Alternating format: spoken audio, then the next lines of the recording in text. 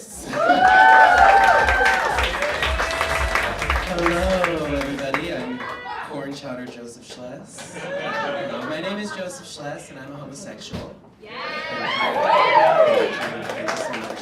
I mention this right off the bat, not because I think this is the most important thing about me, or even necessarily the most interesting thing about me. It's just that this first story that I always like to tell doesn't really make a lot of sense if you don't know that. People get confused when I dive right in without prefacing it, so anyway, now you know. So, the other day I was blowing this guy, and I really enjoyed it.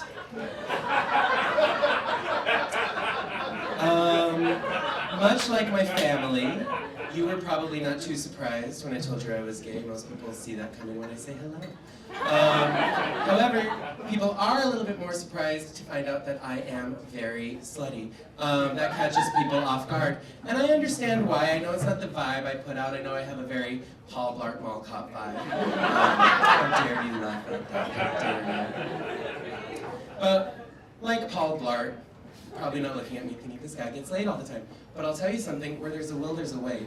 Or in my case, really, where there's a Will, or a Pedro, or a Muhammad, or a Brent, there's a way. Thanks. But you know, so I'm getting older, and I'm like learning things about life. We're all getting older, and as you age, life has a way of constantly surprising you with knowledge you never expected to learn. For example, years ago, if you would have told a young me, one day, Joseph, you're going to find yourself thinking to yourself, please, God, please let me have syphilis, I would have never believed you. But it turns out I've come to learn after falling down a WebMD hole that syphilis and herpes have shockingly similar symptoms, but only one of them is curable. And my friends, I'm happy to announce that it was syphilis. Thank you so much. Very excited about that. Even the doctor was like, don't worry, it's not a big deal. Very easy to cure, it's just a shot in the ass. And I was like, that is so funny because that's how we got here in the first place. You know, life really comes full circle. Crazy. I'm from Moreno Valley, California. Okay. If you don't know, it's about an hour east of here. It's in Riverside, which is the Inland Empire, the IE, the 909. It's kind of rough out there. But I enjoyed growing up out there. It's a very diverse community, which I always loved, but because of that, I never really feel like I had a good grasp of racism. Because to me, I always thought we're all just pouring in it together.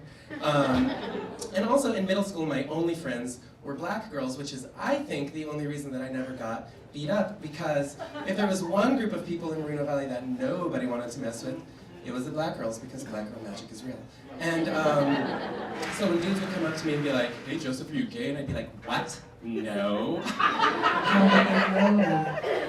You'd always hear someone be like, hey Jovan, leave him alone, that's the homie. I'd be like, thanks Cassie. You know, they really have to.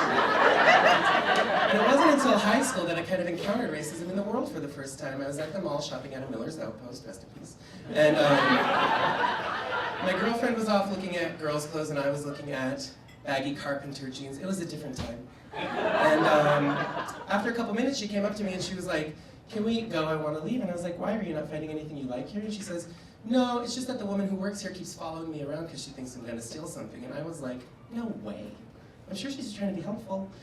And my friend looked at me and she was just like, Joseph, you just don't understand because you're white. And it was the first time in my life I thought, oh my God.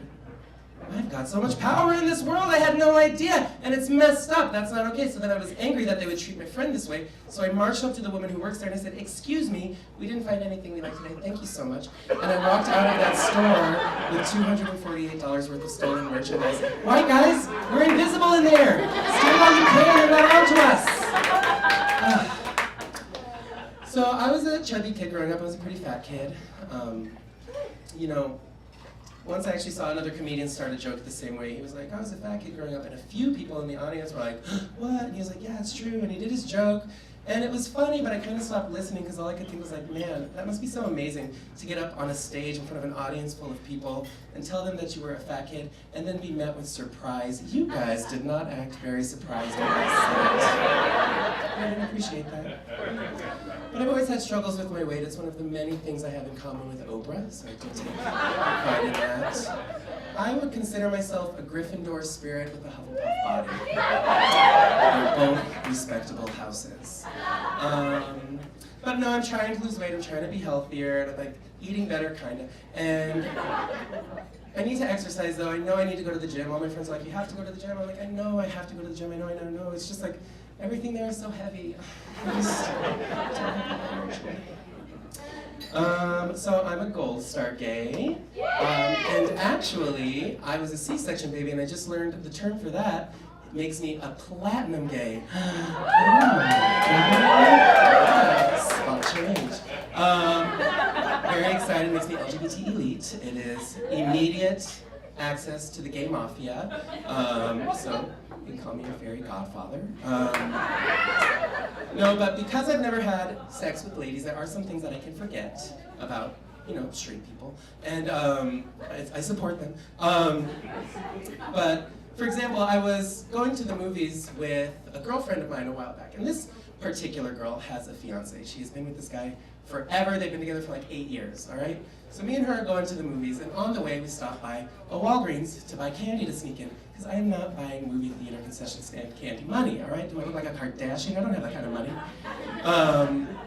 So anyways, we're going to buy candy to sneak into this movie, and on the way we happen to pass by the condoms, and my friend looks at me and she goes, we don't always use condoms. And I was like, yeah, of course not. Why would you be using condoms still? You guys have been together forever. Isn't that the point of being in a relationship? Why? Oh my God, do you think he's cheating on you? Did you get something? What are your symptoms? It might be syphilis, it's very curable. She was like, no, I don't think he's cheating on me, but I don't want to get pregnant. And I was like, oh my God, I forgot that can happen to you. I forgot that life is also sexually transmitted. Anyways, thank you very much, everybody. Happy Pride, enjoy the show.